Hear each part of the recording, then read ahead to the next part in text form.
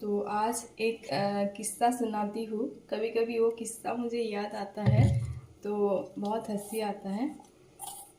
हाँ, इंसान के ज़िंदगी में हर तरह का मेमोरीज होता है। कोई मेमोरीज दुख देता है, कोई हंसी भी दिलाता है। किसी मेमोरीज को, किसी इंसान को हम लोग मिस करते हैं, अलग अलग होता है। तो उस टाइम पे हम लोगों का क्लास 4 से शायद इंग्लिश था।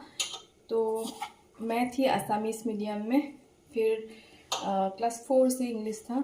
तो फिर क्लास 4 में ही थी मैं, या 5 में, इतना याद नहीं है, ऐसा ही कुछ था।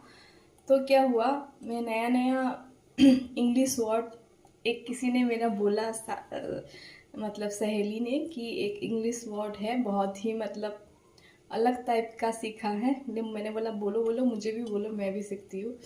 तो उसने बोला सेक्सी। अरे वाह, ये तो मुझे लगा वाह, ये तो थोड़ा टफ सा इंग्लिश वर्ड है। तो चलो मैं भी सीख लेती हूँ। तो मैं याद करती गई एकदम घर तक। तो जाने के बाद, हाँ, हम लोग नॉन वेजिटेरियन हैं, घर में खाते हैं मांस मछली। ऐसा मीट बहुत कम होता है, महीने में 1-2 बार, पर फिश ऑफकोर्स रहता ही है। तो पापा ने उस दिन बनाया था, हाँ, लोकल चिकन जो होता है वो बनाया था।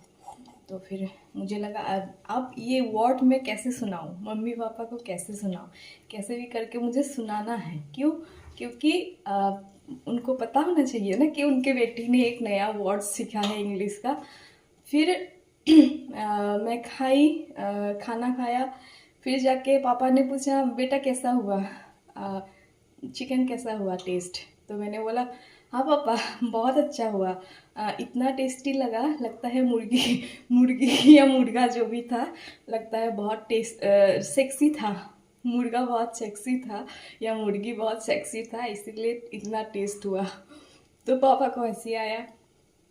फिर मुझे भी हंसी आया। मुझे लगा मैंने बहुत कुछ अनोखा सा वर्ड बोला होगा इंग्लिश का। तो पापा इसीलिए शायद सुन के लगा होगा उनको, वाह मेरे बेटी ने इतना बड़ा वर्ड कहाँ से सीख लिया। तो फिर पापा ने मुझे समझाया, देखो बेटा, ये कोई अच्छा वर्ड तो है नहीं, तुम जब बड़ा हो जाओगे तब समझोगे। आज के बाद ये वर्ड कभी किसी के सामने मत बोलना। मैंने बोला अरे ठीक है। तो फिर जैसे जैसे उस लायक हुए, उस वर्ड का मीनिंग मुझे समझ आया बड़ा होने के बाद, तब मुझे ये किस्सा याद आता है तो अपने आप पे ही हंसी आ जाता है। अरे मैं कितनी बुद्धू थी, मेरा बुद्धू होने का लिमिट देखिए आप लोग।